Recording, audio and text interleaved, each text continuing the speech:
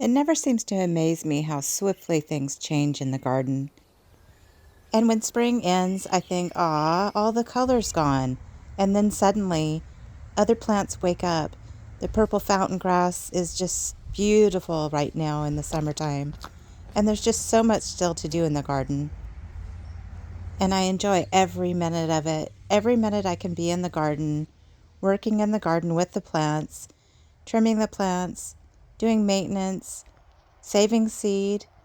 Well, that's what I did this day.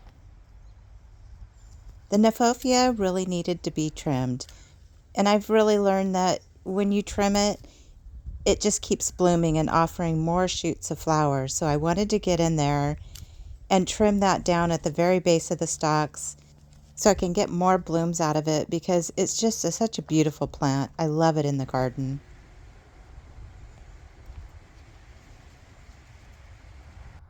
And the statice and the Mexican sage and the lavender, it all needs to be deadheaded. And I've been doing that a lot lately too. And it just keeps that vibrant purple coming and coming again. This hollyhock was such a stunner this year. It grew to be about 6.5, 7 feet tall with the most beautiful flower. And I wanted to collect and save some of the seeds off of it. It's starting to reflower down at the base. And so I really want to get more of this plant spread around in the garden for the future. So I'm saving the seeds. And here you can see me dividing those up into ones that need to dry more. And I'm picking up the ones that are dry. And I'm just going to peel those pods apart. And I'm going to sow some of these seeds too. I have 3 empty Starbucks cups and these work great. The lids have ventilation hole in them and it's just perfect for growing seeds for deep-rooted plants like hollyhocks and sunflowers. They work really well. Then I'll take these cups and put them under the shade where they get indirect sunlight, and I can keep them moist because in the California sun, there's no way that soil would dry out if I put them in the sun. So I'll try putting them under the eaves of the house and get those seeds started. Because we really have a lot of summer coming up still. A lot of warm weather for California. We won't get colder weather until probably November. So I think I have a shot at getting some healthy plants started there with the hollyhocks. And as you can see, I really needed to get in here and prune this Jerusalem sage. I have 3 of them and all of them needed to be pruned. They had some really healthy growth down at the bottom. So I know by pruning these way down, it's going to give them a restart and I'll probably get some more flowers out of them. I've thought about in the past taking them out, but I don't know. They put on a big show this year, so I might just keep them for a while longer. One of my favorite things to do in the garden is to take cuttings off of my succulents, and especially the aloes. The aloes are just, oh my gosh, they give and give and give. And they're so easy to take cuttings off of them. You just get some of the new growth down on the bottom, cut them off, let the cut ends dry for a few days, and then stick them in soil and they will grow roots and start to be a new plant. And it's so fantastic to have all these beautiful blooming aloes. They're absolutely gorgeous in the garden. So what a difference it makes just getting in there and pruning and even cleaning up around the bottom of that aloe. It just looks so much better. And here's another favorite, the aloe brevafolia. Love this aloe. It's so beautiful in the shade. It's real green, but in the sunlight, it gets this burnt orange kind of color, and it's just really pretty. And the blooms, you're going to see in a minute, they're absolutely beautiful. So this mama had pups, and I took off the pups from the base of the mama, and I can, again, let the ends dry, stick them in soil, and they will grow new plants. And I'll have more flowers just like this in the garden. Beautiful plants. A big bonus with the aloe plants is that the blooms attract hummingbirds like crazy. So that's another positive with these aloes in your garden. And in California, growing aloes, it's a win-win situation.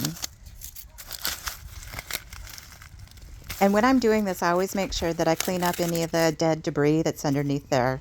And these aloes tend to get that dead debris, so you want to clean that up and just make the plant as healthy as it can be.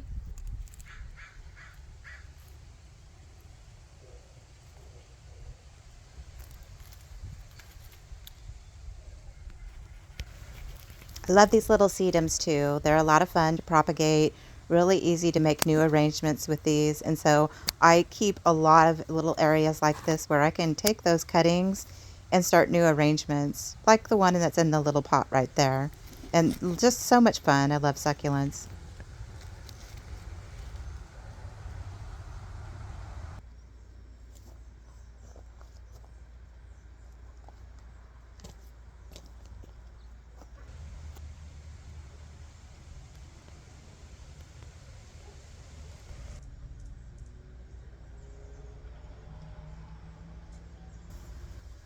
I cut back some of the status here, and I'm going to take those blooms and put them in some water and put them in a vase, and I think probably take them to work.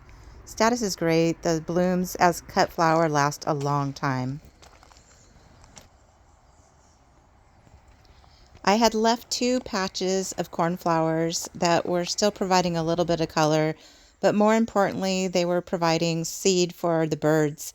And I like to watch the birds in the garden, so I left two patches of it to just watch the birds. And, it's really entertaining. I love the birds in the garden, but it was time to take them out, so I went ahead and pulled those. And to be honest, I'm always sad to see them go, but, it was their time and they did their job.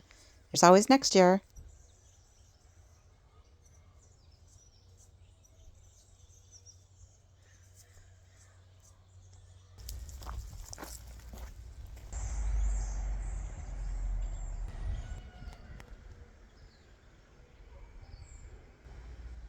Mexican sage is another plant that if you deadhead and cut those stalks way down, you're going to get more blooms. And so I went out there and made sure I got to my salvias, including the Mexican sage, and trimmed those back. Now in my California garden, because of the drought, I make sure that I plant things that are drought resistant and in the summertime can hold up to being watered only twice a week. So I felt a little bit guilty when I started growing cannas because they do need more water, and I'm having to get in there and water them every other day, and that's a lot more than the rest of my garden gets. So it makes me feel kind of guilty, but it's kind of a pleasure. I want to see these cannas grow. I just think they're so beautiful. I love the leaves on them, just so big, and there's just something majestic about them. I love them.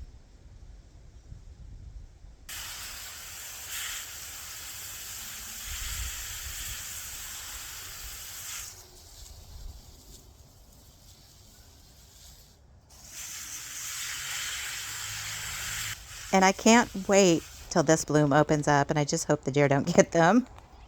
So fingers crossed on that. No deer, don't stay away. Stay away, deer.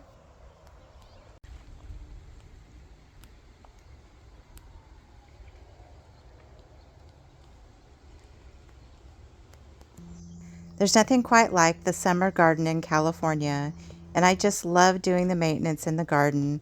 Such a beautiful time, so relaxing, enjoyable, and therapeutic.